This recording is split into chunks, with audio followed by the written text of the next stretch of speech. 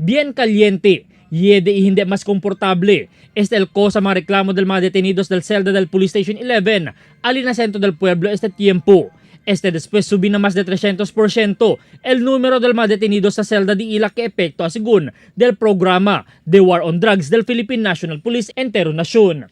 Por causa debe era 10 lang para 12 kada celda el pone sila, pero ahora kada celda tiene más de 30, mayoría tiene kaso de droga. Pag pinasok nyo yung selda dyan, umaabot na po ng mga 5th floor, 6th floor yan. Dahil yung mga duyan. Tapos ang ano na dyan, parang may scheduling na yung kanilang pagtulog.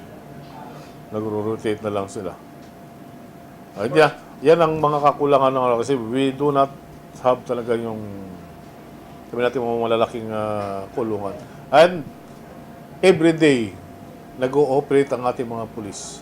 Nabisita del news team na celda del Police Station 11 este día. Notable que como ya subí na 5-story el celda. Pero, por causa como mga Spider-Man, taman bitay na duyan el mga detenidos. Asigun pa kunal un inmate que uno del mga tiene kaso de droga. Tormento, klase de sitwasyon adentro. Mainit talaga sir.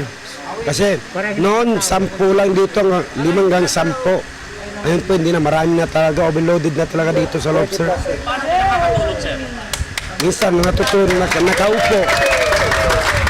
na lang natutulog. Semejante también al sitwasyon na celda del Police Station 631 y Police Station 7 na Santa Maria. Iasigun ko al jefe del PNP na syudad, nationwide el problema ahora del temporary detention cells.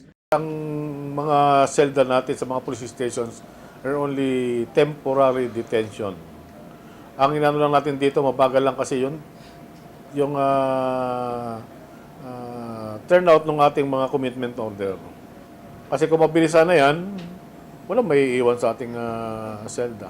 Asigun pa kung magnaye, taman bakulya al mga detenidos na kada selda por causa también na hinay proseso del mga kaso na korte. Rason para mas aumenta pa mga detenidos na kada estasyon. Asigun pa kung magnaye, taman bakul al mga detenidos na kada selda por causa también kung hinay proseso del mga kaso na korte.